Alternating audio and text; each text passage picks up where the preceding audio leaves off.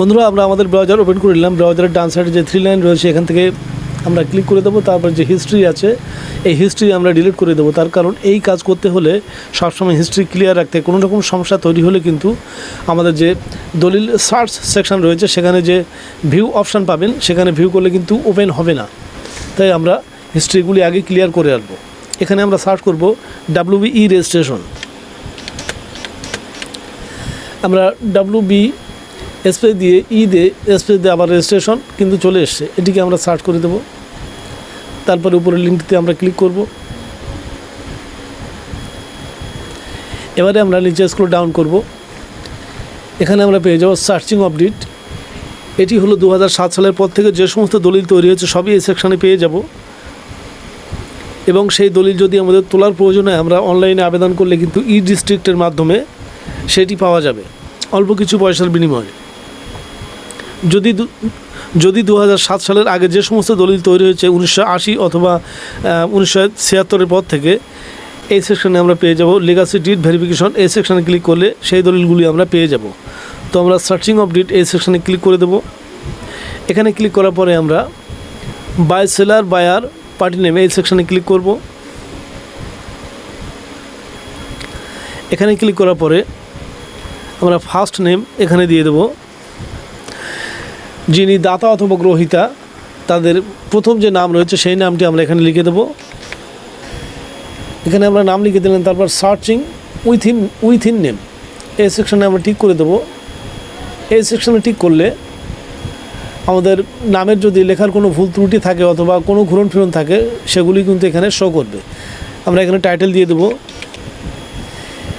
এবারে এটি হতে পারে 2010 সাল অথবা 14 সাল অথবা 15 সাল, যে সালে হোক না কেন সেই সালটি আমরা এখানে দিয়ে দেবো। এটি কিন্তু অনিবার্য দিতেই হবে।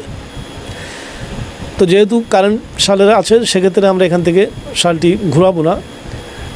আমরা ডিস্ট্রিক্ট ওয়ার রেজিস্টার্ড এই সেকশানে ক্লিক করে আমরা নর্থ 24 পরগনা দিয়ে দেবো। এবারে আমরা এখান থেকে সিকিউরিটি কোডটি দিয়ে দেবো।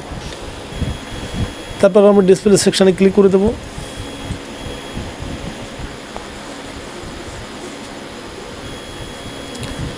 ক্লিক করার পরে আমরা নিচে স্ক্রল ডাউন করব। এখানে কিন্তু চলে এসেছে।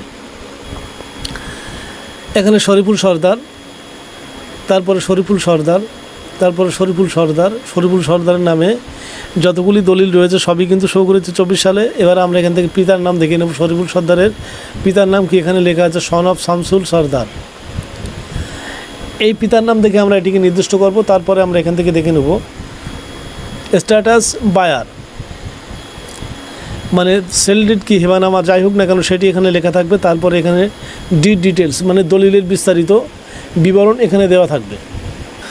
বন্ধুরা এখানে দলিলের যে নাম্বার রয়েছে এখানে একটি ইন্টারেস্টিং পয়েন্ট মানে কোড দেওয়া আছে। এই কোডগুলো জানতে পারলে খুব ভালো লাগবে। তার কারণ কোথা থেকে রেজিস্ট্রেশন করা আমরা কিন্তু এই কোডগুলি দেখলেই বুঝতে পারি।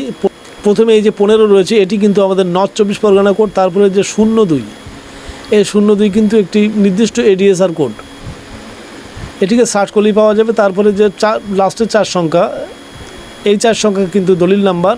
তারপরে যে 2024 এটি কিন্তু বর্তমান সাল। তো আমরা যদি এখানে ভিউ করি, আমরা ভিউ সেকশানে ক্লিক করে দিলাম। ভিউ সেকশানে ক্লিক করার পরপরই কিন্তু ডিটেলস আমাদের সামনে চলে এলো। প্লট নাম্বার এখানে আমরা দেখতে পাচ্ছি, খতিয়ান নাম্বার এটিও আমরা দেখতে পাচ্ছি। Total area of land 4.95 decimal অথবা 4.95 শতক। এবারে আমাদের দলিল নাম্বার এবং কবে রেজিস্ট্রেশন হয়েছে বিস্তারিত আমরা এখানে পেয়ে যাবো। এখানে কোয়ারি নাম্বার পেয়ে যাবো, সিরিয়াল নাম্বার পেয়ে যাব, সবই কিন্তু আমরা এখান থেকে পেয়ে যাব। তো বন্ধুরা কীভাবে আপনি প্লট নাম্বার দিয়ে সার্চ করবেন সেটিও কিন্তু আমি আগের ভিডিওতে আলোচনা করেছি। সেটি আমার এন্ড স্ক্রিনে পেয়ে যাবেন, আপনি সেখান থেকে দেখে নিতে পারবেন। বন্ধুরা এমন ধরনের ভিডিও পেতে আমাদের চ্যানেলটিকে অবশ্যই সাবস্ক্রাইব করবেন এবং কোনো মন্তব্য থাকলে কমেন্ট করবেন। পাশে থাকা বেল নোটিফিকেশন অন করে দেবেন সমস্ত ভিডিওর নোটিফিকেশন পাওয়ার জন্য। সবাইকে ধন্যবাদ জানিয়ে ভিডিও শেষ করলাম। জয় হিন্দ।